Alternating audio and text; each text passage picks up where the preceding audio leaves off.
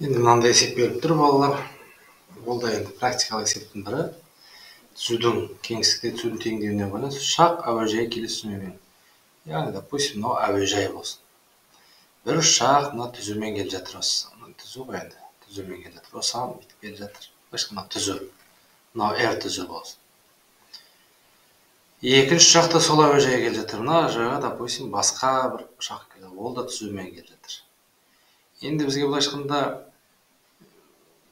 әуежайдың орналасуының радиус векторын тапты. Былайша айтқанда әуежайдың екеуден де ұшақ, мына бірінші ұшақтың екі ұшақ екеуі де қонатын болса, екеуі де екі түзу былайша айтқанда қиылысқан нүктесін табу керек қой. Мағынасы соған келіп тұр сонда, көрдіңіз ба? Практикалық есептің алдымен мағынасы түсініп алу керек. Сонда екі түзудің қиылысу нүктесін табу керек. Енді біз бүйтеміз, енді оны шығару үшін біз білеміз. R тең бірінші нүкте, яғни бірінші нүктеде бірінші түзуде 16, 16, 2, 3, 16, 2, 3 плюс вектор, ол деген 3, 2, минус 1, 3, 2, минус 1. Енді лямбда бапты.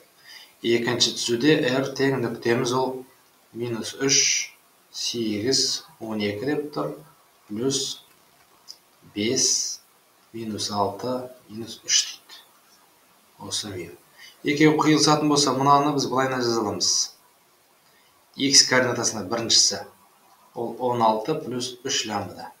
Y координатасы ол екіншісі 2 плюс 2 лямбда. Z координатасы ол 3 минус лямбда. Мұнаны біз былайына жаза аламыз сәйкесінше. X тең минус 3 плюс 5 меу.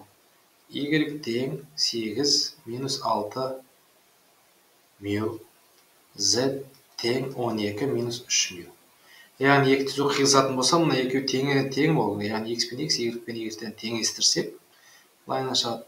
16 плюс 3 лямбда тең минус 3 плюс 5 меу. Так, 2 плюс 2 лямбда тең 8 минус 6 меу. Z 3 минус лямбда тең 12 минус 3 меу. Осы теңдеулер жүйесінің шешімі болса, онда екеуі қиылысады. Енді мына жерде әуежайдың орналасу радиус векторына, яғни қиылысу керек негізінде, мына есеп мағынасы бойынша қиылыспай қалса енді біртүрлі болады. Қиылысу керек болып тұр. Давайте шешіп көрейік. Алдымен енді бірінші есептен немесе екінші есептен лямбдадан тауып көрейінші. Екінші мына теңдеуден, өйткені екеуі де жүк болып тұрғаннан алып тұрмын. 2 лямбда тең 2 6 минус 6 меу.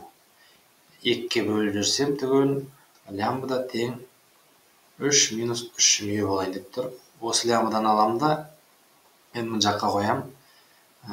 3 минус лямбданың орнына міне 3 плюс 3 меу болады. Мұнаны мен мұнда қойып отырмын башқында. Тең 12 минус 3 меу. Меударды мынаның бері қарай әкелейік.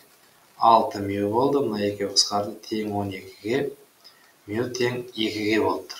Меу тең 2-ге болатын болса, лямбда тең, енді меудің просто тексерсек, 3 минус 3-2 6, яғни минус 3 болып тұр. Осы тексерсе болады, мұна екеуін біреуінен мұн жаққа тексерге 2 плюс 2 лямбда, мысалы 2 плюс 2 лямбда, ол минус 6. Мына жақта 8 минус 6 меу дейді. Минус 6 көбейтілген 2. Дұрыс па екен? Менде минус 4 жоқ тұр. Мына 602 тоже минус 4 жоқ. Яғни дұрыс екеніне көзім жетті. Сөйтіп, меу мен лямбдадан тауып алдық. Бірақ бізге есепте радиус вектор осы x, y, z-тер табу. Екеуінің мына лямбда мен меуді мында қоямыз ба, әлде мында қоямыз, разница жоқ. Осы жерде x, y-тер табамыз. Давайте мында қоя салайық просто. Минус 3 плюс 5 меу дейді. 5-2 меу. Енді 7 шықты x-іміз, y-іміз 8 минус 6 меудіміз 2. Ал жерде 12, 8-ден 12-ні алсам минус 4. Z тең 12 минус 3 меуіміз бізде 2, жерде 6.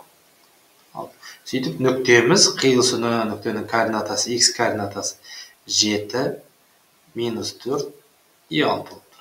Бірақ бізде қараңыздар балар, радиус вектор дейді, сонда жауабына біз былай жазамыз тек. 7i минус 4j плюс 6k деп. радиус вектор деген векторлар қойып болды. Міне осындай оп оңай есеп түсінікті болды деп ойлаймын.